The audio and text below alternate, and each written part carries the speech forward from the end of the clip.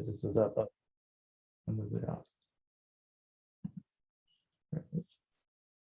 So when did you, what did it take for you to realize that you had an addiction? And what did it take? Okay, well, actually, for me, when I realized I had an addiction, is when I started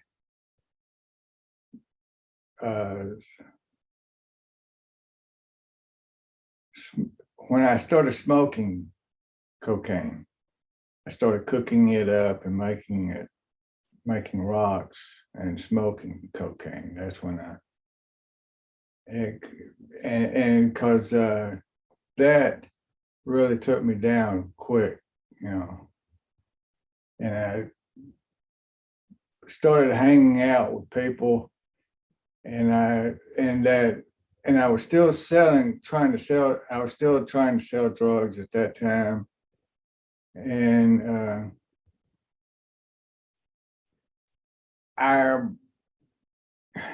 they had always, and from the very beginning, I had always been told that to not do drugs if I was going to sell them, because I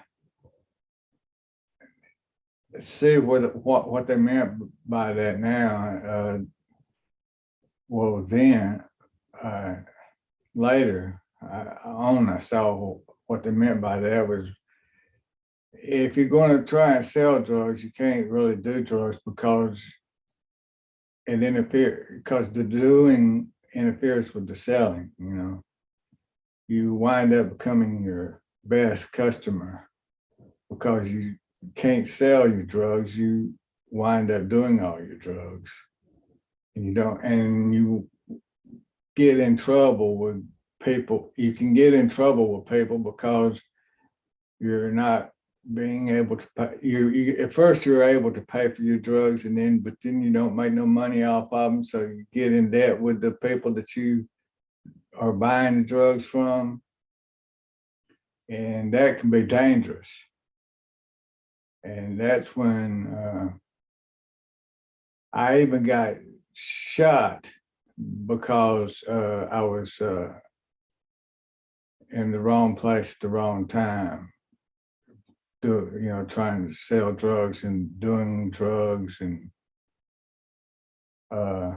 it just didn't work out. And that's when I realized that I needed to get out of the drug business, whether it be doing drugs. That's when I realized that I wanted to get out of that. And so I actually turned I thought I was doing a good thing, and I thought, well, I'll just be able to quit because I will turn all my drug people that I sell to and stuff. I will turn all that over to somebody else, and I'll get out of this drug game. And but by then I had become addicted, and I couldn't quit doing the drugs, and I didn't have them no more to supply my habit with, and I would have to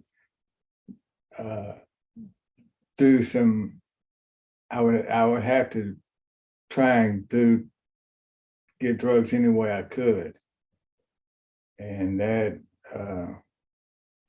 that's when you can start doing some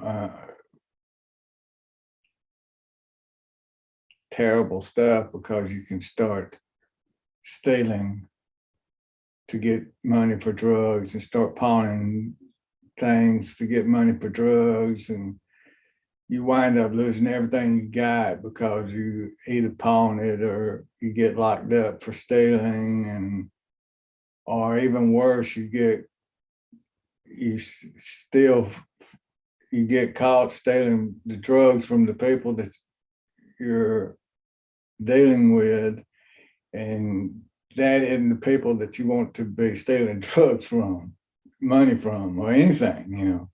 You don't do them people like that. And when I got shot and stuff, that's when I first, to answer your question, that's when I first realized it. So it sounds like you had to hit rock bottom.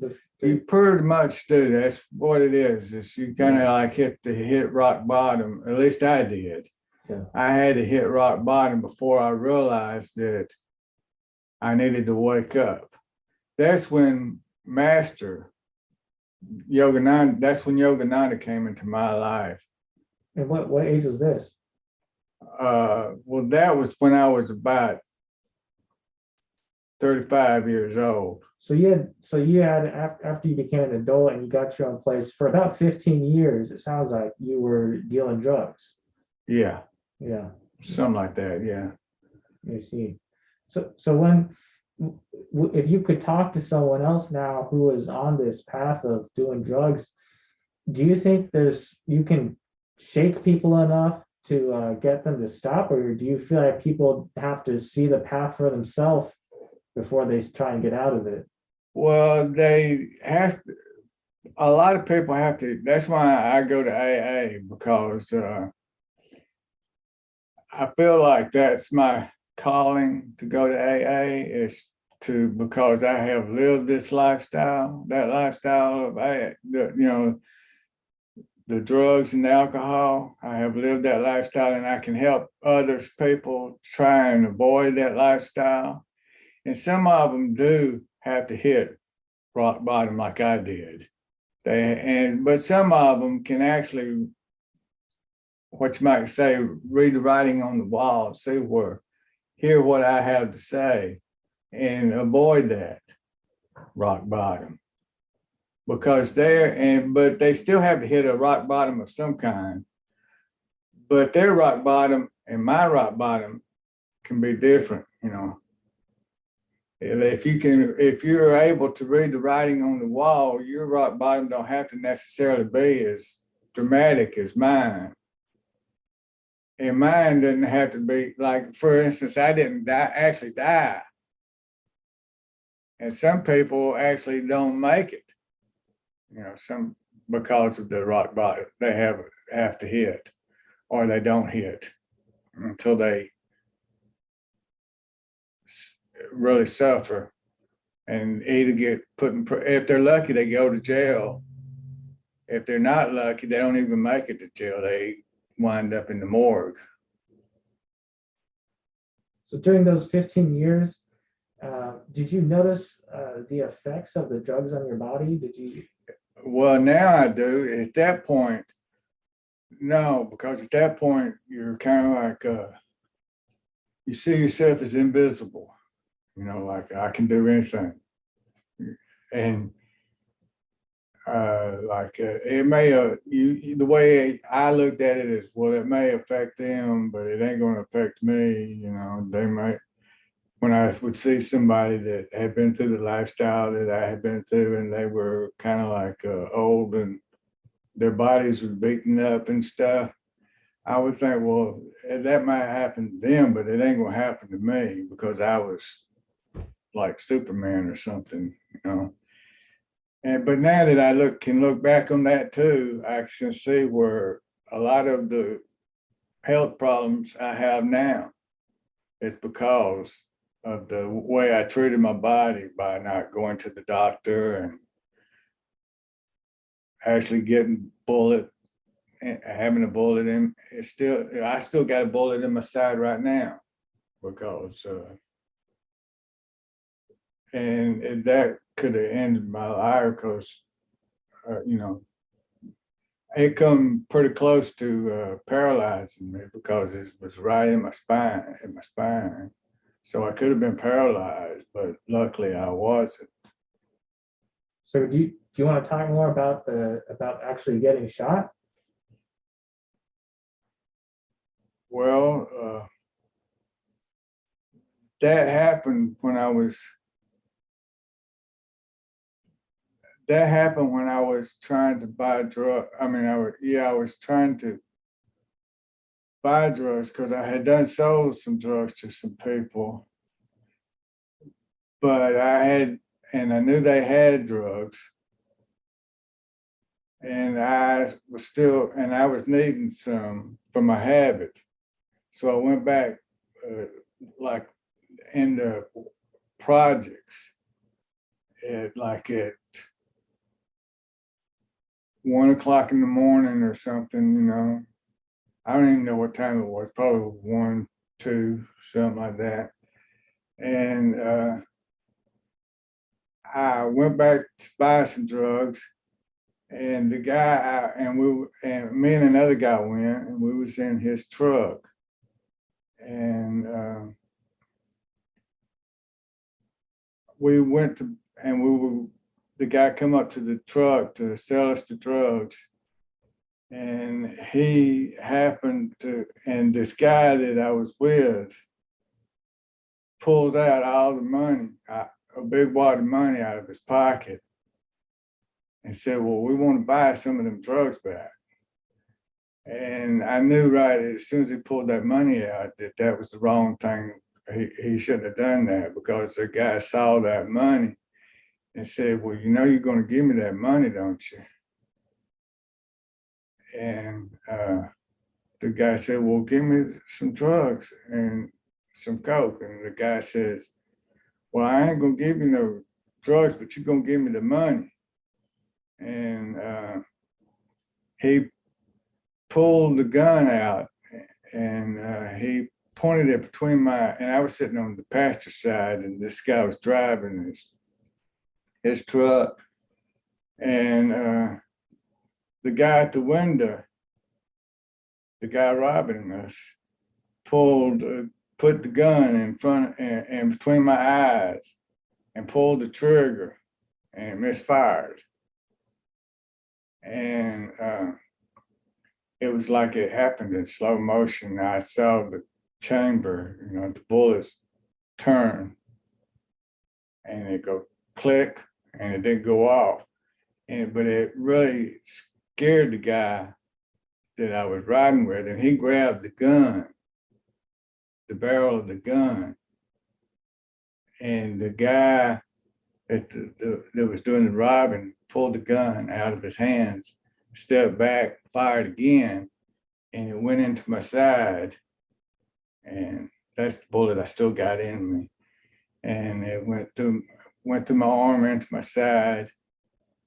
And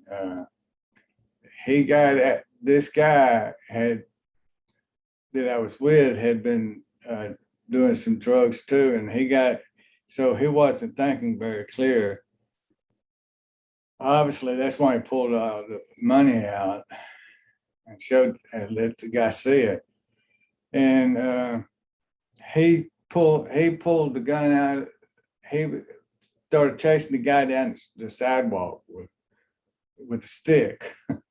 And the guy had a gun, and this friend of mine had a stick. And he was chasing him down, and the guy would run a little bit, and turn around and shoot him. And then he kept chasing him with that stick, and then he would run a little bit and shoot. And he shot the guy 4 times in the chest. Wow. And that I was with. And I just stayed in the truck, and I was laying in the floorboard in a puddle of my blood. And I was acting like I was dead. So the guy wouldn't shoot me no more, would leave me alone.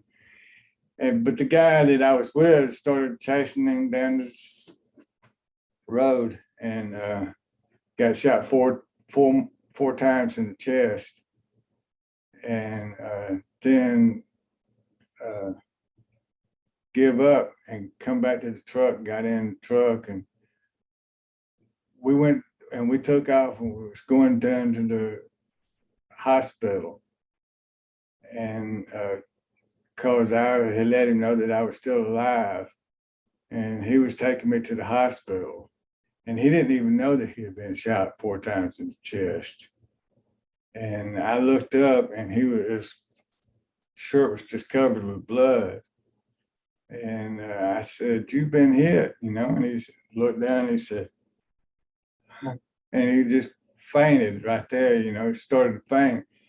And I just kept saying, "Don't go to sleep, don't go to sleep, stay awake, stay with me." And I got in the driver's seat and started driving us to the hospital. And I don't know what road I took to get to the hospital. I didn't even know where I was going, where I was going. But I started driving just as fast as I could and thinking, well, I'll get pulled over by a cop and then then he can take us to the hospital. So I was running red light after red light and running over stop signs and everything else and hitting parked cars sometimes. And because I was going in and out too. And I was talking with the guy trying to keep him awake till I got to the hospital. And when I got to the hospital, the cops never did stop me. And I don't know why any other time they would have been all over the place, but there wasn't none around. And when I got to the hospital, the guy I was with was dead, but they took us into the emergency room, and the guy I was with was dead, but he had died when I first pulled up. He died, and then I was in the operating room, and they were operating on me, and then they put me behind a curtain after they got the bullet out of me. They put me behind a curtain, and the cops was questioning me. And the guy that I was with pulled the curtain back, and I thought he was dead.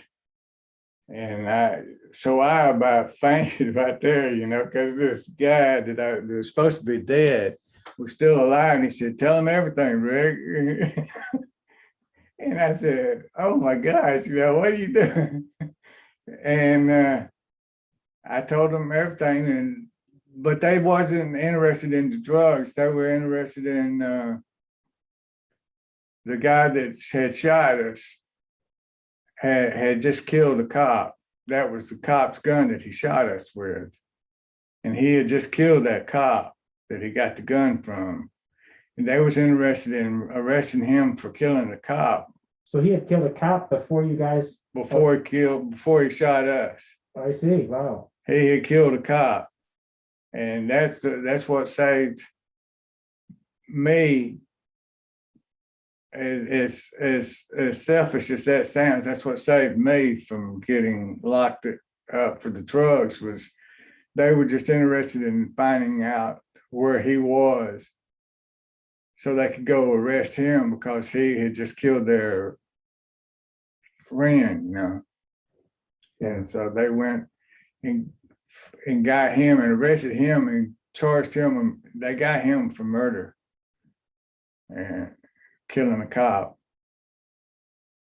and let us go. So we got off. We got off scot-free, basically, except for the experience of being shot and all. So one thing you never mentioned was the pain. Did it hurt? Well, it was kind of just a burning sensation, and then because of they said that I was in shock because of the shock and the drugs that I was already doing. I had already had a lot of cocaine in my system. And they said because of the drugs and the shock, it's why I wasn't in more pain than I was in, because I was talking and just trying. I'm basically kidding around with the people at the hospital. When I found out that my friend was still alive, I was kind of like celebrating. Yeah. And it didn't really feel no pain that much. Were you scared at all? Did you think you were gonna die or? Yeah, I was scared because they had told me that they wasn't going to take that they couldn't take that one out of my side because it was wedged in between my spine and my hip bone, my hip. And it was wedged in there, and they didn't want, and they wasn't going to mess with it because they said that they said that they did the wrong thing, that they could paralyze me, and so they were just going to leave it there and let it, because it would work its way back out over the years. If it didn't paralyze me, it would work its way back out because my body would reject the metal, the lead, my body would reject that. So they just left it. And I was scared that it was going to be a problem, as far as paralyzing me or something. And I was scared in that respect, yeah. And they took me to the doctor. I had to go back to the doctor later on to try and get them to take that bullet out. And the doctor pulled, he called us, he got in there, he started feeling something and he thought it was a bullet. And he stuck a pair of tweezers in the bullet hole and pulled a piece of leather out. And it was from my leather jacket that I had on. The bullet had went through my jacket and took a piece of the leather inside my body. And he called the nurse over and said, "You ain't gonna believe this." And he said, "Look at this." And he showed her the leather. And and her knee started buckling. She about fainted right there. And this was on the night that you got shot? Yeah, she about fainted. So yeah, to answer the question there, I was scared, yeah, that it was going to paralyze me, but it never did. And now it's far, and then it got to be far enough away from my spine that it was going the right direction. And so now it's right here somewhere. Every now and then I get a CAT scan at the doctors, and I can see, and they see it, the bullet, and it's nowhere near my spine now. So. And so, do you have to take medication for metal poisoning or anything like that? No, I don't have to take any kind of medication for that. I don't know what kind of. I never did take any kind of medication for that. I just I had to lay on my. That's what another thing that my grandparents did. My grandma, I laid on her couch for a couple weeks, and while it bled and leaked on her couch, and she took care of me and nursed me back to health, and she did that for me. And were you in Georgia at the time? Yeah, that's back in Georgia. Yeah. It was kind of like on the outskirts of Atlanta. And that's when you realized you had to get off drugs, huh? That's when I really realized that I had to get up. But even at that, I have to say that didn't, when I actually quit, I knew I needed to quit at that time. I knew that I really needed to quit, but I still found myself, a matter of fact, about a week later, I found myself back in them same apartments, the same projects where I had gotten shot.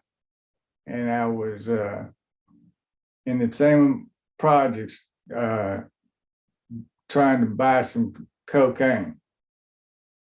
And the cops was busting somebody then and come running down the steps with the shotguns and stuff, riot guns.